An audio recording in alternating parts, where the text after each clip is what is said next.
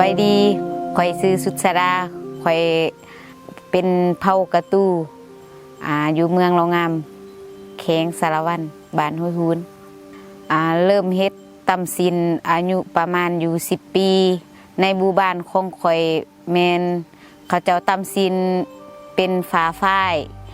เบิดในหมู่บ้านและก็ย้อมสีแบบธรรมชาติทำอิฐเราจะตำซินเนาะเราต้องคนก่อนหลังจากนั้นเอามาตำแล้วก็ย่อขึ้น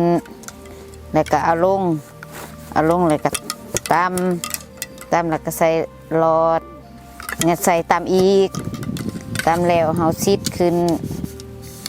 ซิด1 2 3พอปะน้ำกันมาตำต่ออีก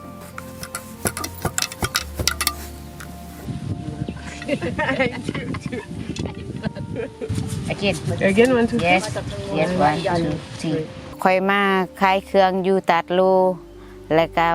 สามารถผู้ใดอยากเฮียนตำซินหรือย้อมสี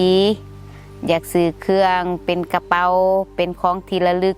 สามารถมาซื้อได้เด้อ